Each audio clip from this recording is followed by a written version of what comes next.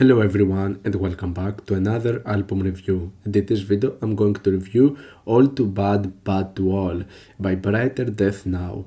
Brighter Death Now is a death industrial group that has been going on for multiple years, and they're actually some of the pioneers in the genre, making some of the most significant and important releases when it comes to some of their 90s and 2000s works. From everything I've listened out of Brighter Death Now so far, I really dig their sound. I think they've done some pretty nice albums in the genre over the years, and even though I haven't really been following some of their latest stuff, I decided to give this one a shot, which is also renamed as the cult of Brighter Death Now. For me, the thing with death industrial is that it's a sound and a subgenre that has grown out of me a little bit, because I don't think that there has been that much of a development to this particular sound for lots of years. Death industrial is one of those genres that just stayed underground and has lost its relevance. The only people who would just keep looking forward to death industrial releases are just from the underground, and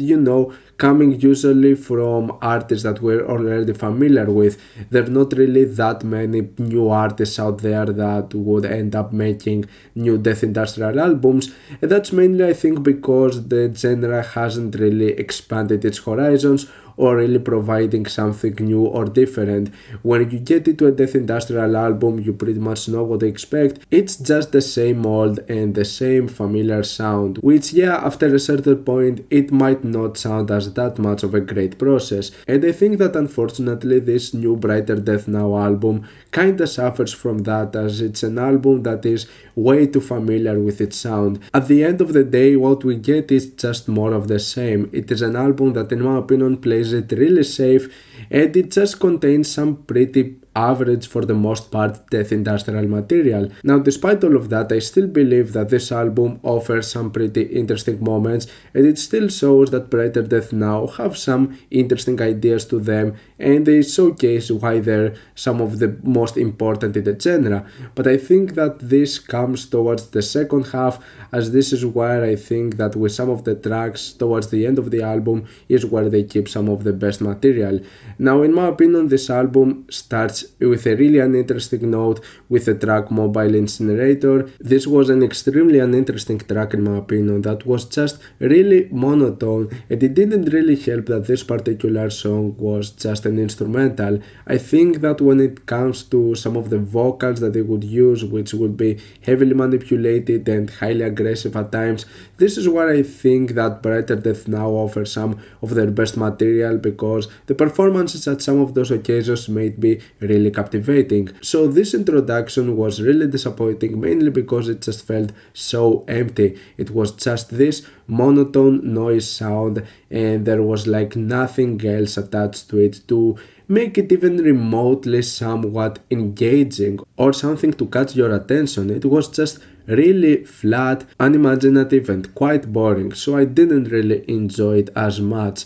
Now, even when it comes to the other moments though, with tracks like Cow Can't for example, I think that when it comes to the vocals, it's not some of the best. They're quite low to the mix, they're hardly indistinguishable from the rest of the instrumentation, and it's not like the instrumentals really offer something that much once again. We're mostly talking about monotone noise passages once again, just looping themselves over and over and over. Now, I think that Cow Can't, with the exception of the vocals, also has a few background noise elements that in my opinion sort of add to the experience, which is also the same with the track Permanently Soiled, which is an okay track, but once again I think that it's a really familiar sound and there's not really something that much interesting about it with the production, the whole sound, the elements with the vocals or the mixing. I think it kinda picks up with the track Personal Booby Trap, but not really as much.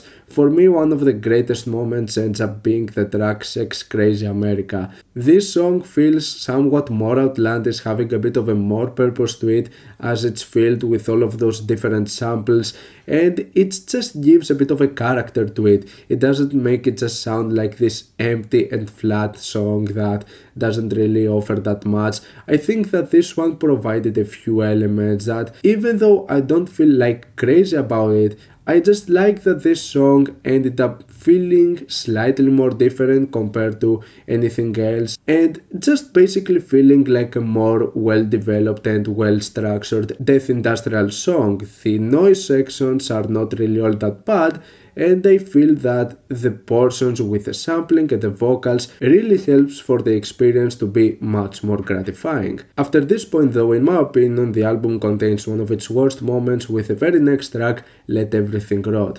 This is an extremely boring, extremely repetitive and really safe death industrial song that goes for 6 minutes, and it's just the same thing over and over again. There is not really that much to development or structure to the song, and I don't even think that the sounds with the noise segments or the vocals are really all that engaging or managing to grab my attention. I think that it's a pretty forgettable song that doesn't really provide that much to the experience.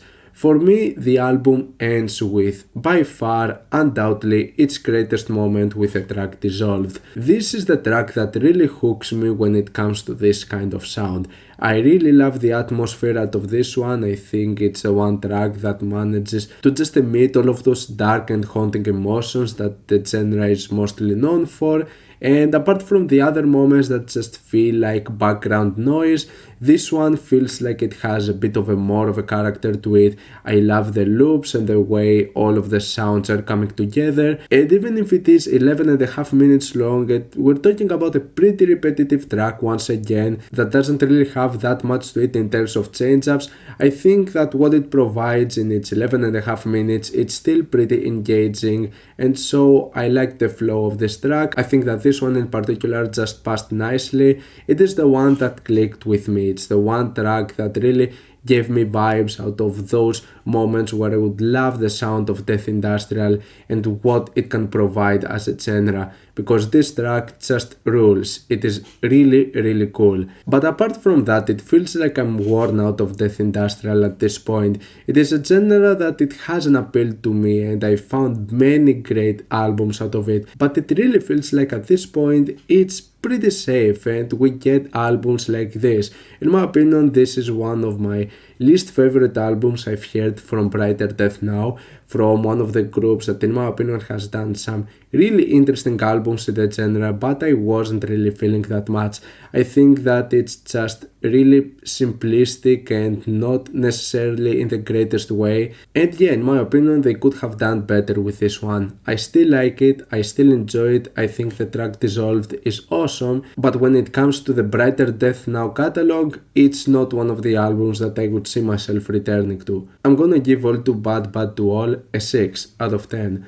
What's your opinion on this album? Like it, dislike it, why? And what do you want me to review next time? Let me know down in the comments. Leave a like if you enjoyed the video, subscribe for more content like this. Thank you for watching, and I'll see you all in the next video. Goodbye.